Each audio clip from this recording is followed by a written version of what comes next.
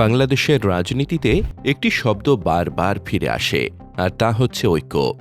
ইতিহাসের পথ ধরে বাংলাদেশ এখন একটি বিশেষ বাঁকে দাঁড়িয়ে আছে।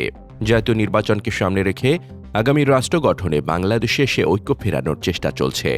বিশেষ করে দীর্ঘদিনের জোটসঙ্গী বিএনপি ও জামায়াত দেশের প্রশ্নে আবার একত্রিত হওয়ার ইঙ্গিত দিয়েছে। রাজধানীর গুলশানে বিএনপির কার্যালয়ে পৌঁছে ঐক্যের সে বার্তা দিলেন জামায়াতে ইসলামীর আমির ডাক্তার শফিকুর রহমান।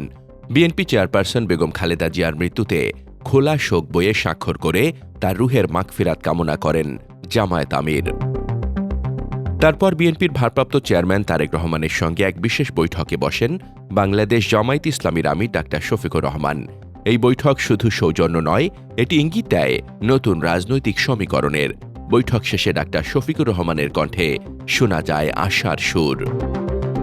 নির্বাচনের পর সরকার গঠনের আগে দেশের জন্য সবাই একসঙ্গে কাজ করা যায় কিনা সেই আলোচনাই হয়েছে।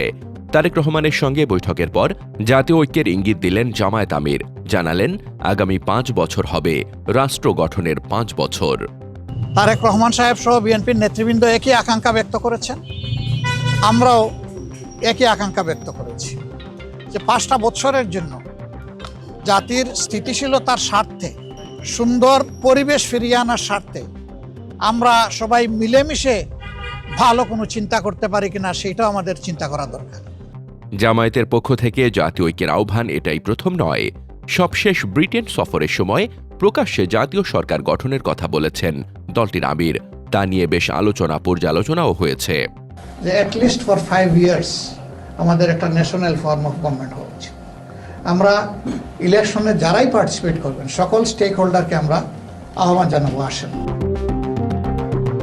জাতীয় ঐক্য গঠনের চেষ্টায় বরাবরই সক্রিয় ছিল জামায়াতে ইসলামী। ছাত্র জনতার গণঅভ্যুত্থানে শেখ হাসিনা ভারতে পালিয়ে যাবার পর থেকেই আলোচনার উদ্যোগ নেয় দলটি। স্বৈরাচার মুক্ত বাংলাদেশ থেকে লন্ডনে চিকিৎসার জন্য গিয়েছিলেন বেগম খালেদা জিয়া। সে সময়ও ইউরোপ সফরকালে লন্ডনে বেগম জিয়ার খোঁজ নিতে গিয়েছিলেন জামায়াত আমির। উদ্দেশ্য ছিল আধিপত্যবাদ বিরোধী জাতীয় ঐক্য গড়ে তোলা নিয়ে আলোচনা। বাংলাদেশে এই ঐক্যের ভিত্তি হতে পারে একটি সুষ্ঠু, স্বচ্ছ ও নির্বিঘ্ন নির্বাচন। কারণ কার্যকর গণতন্ত্র ছাড়া রাষ্ট্র গঠন অসম্ভব। আর রাজনীতি যখন প্রতিহিংসা ছেড়ে রাষ্ট্রের কথা বলে তখনই জন্ম নেয় সম্ভাবনা। তারেক রহমান, শফিকুর রহমান বৈঠক হয়তো সেই সম্ভাবনারই একটি প্রথম ইঙ্গিত।